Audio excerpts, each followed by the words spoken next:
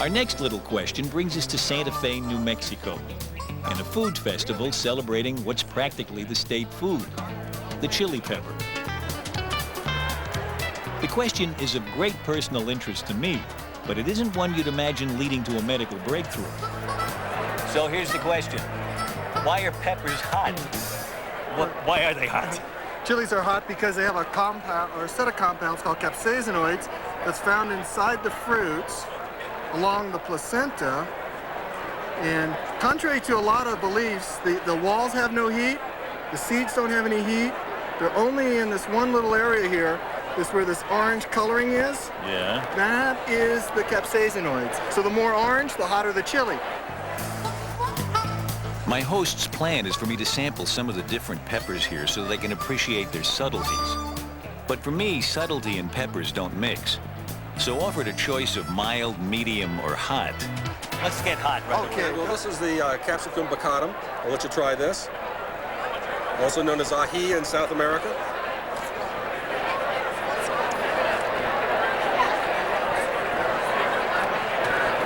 It's good. Now, you said you liked hot peppers. Yes, I do. I'm not the only one here playing with fire.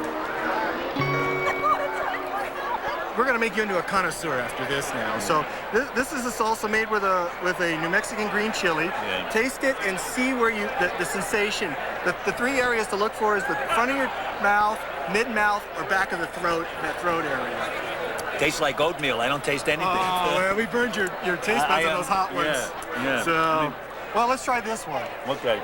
Let's see what happens here. It's a little hotter now. Okay. Paul and Dave are still determined to teach me the fine art of pepper tasting. But I get the horrible feeling it's already too late. Tomato sauce. We burned you out. That's what the problem is. And it might be several hours before your palate gets back to normal. Why are we in this red light like this? Burned out my palate.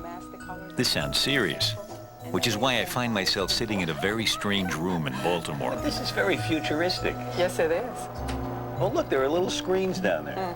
I've come here to check my heat sensing abilities against some of the best trained tongues in the world, belonging to the members of the pepper tasting panel at one of the nation's largest spice companies, McCormick's. Sylvia King is in charge. Everybody get set and go. We start with what's reckoned to be a mild solution of the hot pepper chemical capsaicin. Swallow. We're instructed to assign it a 5 on a heat scale of 0 to 15. So is everybody ready? Go ahead and rinse with water and rinse with a cracker. A cracker. So does the cracker really clear out the sensation of It will help. heat? That will be part of it. If you get ready for your strong reference. The idea here is to Get tune set our tongues and to go. a standard set of heats, concluding with a dose of capsaicin scoring a respectable 13 on the heat scale. Swallow. Smooth. Your first Okay, with our tongues now calibrated, it's time to see how we all rate a sample from a real hot pepper, which is why, by the way, the light's red, to disguise the sample's color so it won't influence our score. And go. I'll give it an 8. And my fellow tongues? I would give it about a 7.9. 7.5. About a 7. 7.2. About a 7.6. Well, that's a relief. My tongue seems to be right in line with the experts. 7.8. 7. About an 8.2. I'm sort of amazed that I even could taste anything in the mild one, you know? I mean, I was really afraid when I came in that you'd say, this is the mild one. I'd say, no, that's the water. Of course, the spice company didn't set up the heat sensing panel just for my peace of mind. It's one of several ways they check the heat of all the peppers they buy so that their customers don't get a nasty surprise once the pepper's ground into powder or flakes. Still, heartened that my tongue has survived years of hot pepper pummeling, I took it to a specialist. So if I can taste this as extremely bitter, I'm a super taster. And if I can't taste anything, If it tastes like paper, if it tastes like a to piece you, of paper, you're a non-taster. Oh, boy. And if it's something in the middle, you're a medium taster. Be sure the paper gets really moistened with your saliva and moves all around so it covers your whole tongue. Are you tasting anything? It's bitter. Yes, yes. Authentic super taster. It's really bitter. Okay. Uh-oh. All right. I think now it's time to take it out. If I'm not a super taster, I don't want to know. This is close enough. Okay. Only 1 person in 4 is a super taster. I can't share that experience with you because I'm a non-taster. Oh, so you give it Yeah, to right. me? While another 1 in 4, like Linda, doesn't taste the paper at all. The paper was only the beginning of my tongue checkup. Next came blue food coloring. Okay, swallow. Move your tongue in your mouth a couple times and swallow a couple times, and that will distribute the dye. And then stick your tongue out. Oh, magnificent. The staining is absolutely perfect. I can see the pink fungiform papillae. Your tongue looks like it's tiled in fungiform papillae. You definitely look like a super taster. I'm a super taster. The fungiform papillae are little sprouts on my tongue. Each one harbors a half dozen or so taste buds, with nerve fibers connecting them to my brain. While some of these fibers convey the sense of taste, most of them don't sense taste at all, but pain. Which brings us back to hot peppers. You are feeling way more pain from eating a red pepper than I would, for example. Because I have more of these That's correct. Structures. That's right. You have way more pain fibers, so you perceive way more pain. This is really weird because I eat far more red pepper on my food than anybody I know. Now, of course, it may be that I just like pain more than most people. But there's another explanation which goes back to that hot pepper I ate in Santa Fe.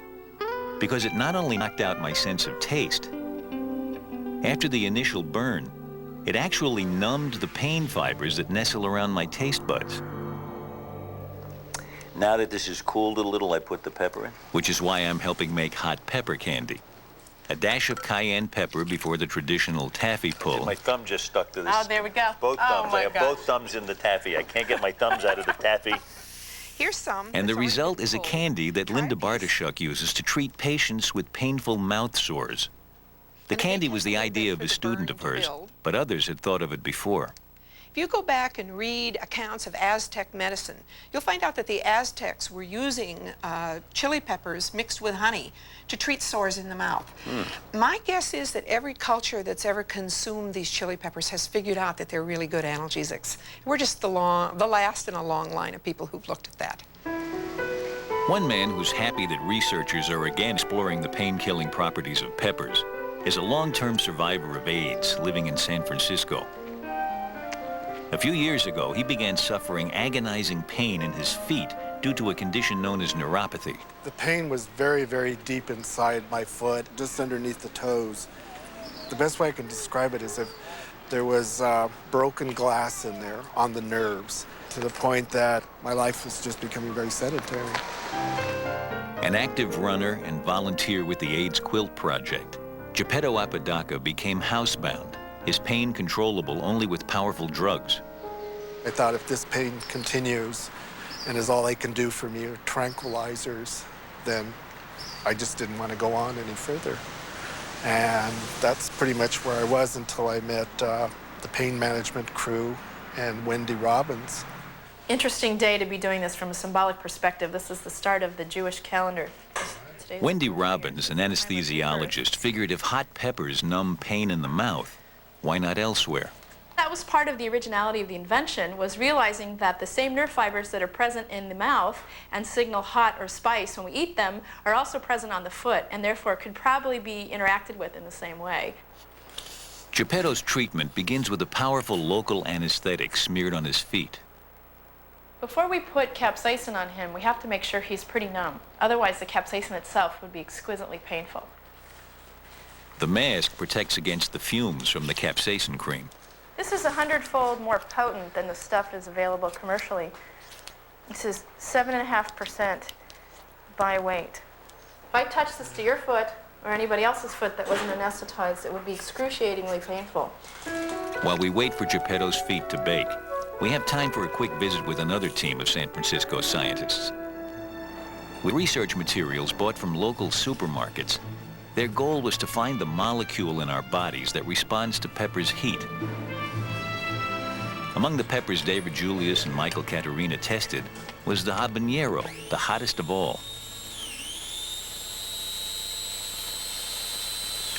tearing my eyes and making it a little hard to breathe. All for science, you know. What the researchers have found is the molecule in our nerves that hot peppers activate when they cause their painful burn. The molecule sits like a trap door on the surface of the pain fiber. Capsaicin unlatches the door, allowing calcium ions to rush in, and so firing off the pain message to the brain. Here's what happens when capsaicin is added to living cells that are cued to light up when the trapdoor opens. If you were to take the neurons that normally respond to pain in our bodies and subject them to this same sort of assay, this is exactly what they would look like. They would start off purple, and then when you add capsaicin to them, they would all light up. Silent scream. The researchers discovered that very hot water also makes cells give this same response. In fact, the original job of the trapdoor molecule in our bodies may have been to detect and warn of dangerous heat. So here's the ultimate reason peppers are hot. Capsaicin fools our cells into thinking they're on fire. Right now, Geppetto's feet know the feeling only too well. I'm beginning to feel a very, very, very hot sensation on my feet right now. But just as the hot pepper candy relieves mouth sores, so Geppetto's much more dramatic treatment should relieve his much more devastating pain once the burn wears off. The first time we did it, my initial feeling when I got home was the pain was so bad from the capsaicin, I couldn't realize that it was going to get any better. And as the third day came around and I was able to put on shoes comfortably for the first time, it was like being born again. This time, Geppetto is running again within the week. And if his previous treatments are a guide, he'll remain virtually pain-free for months. Meanwhile, Wendy Robbins hopes that many other patients with debilitating pain can also be treated with Pepper's chemical heat.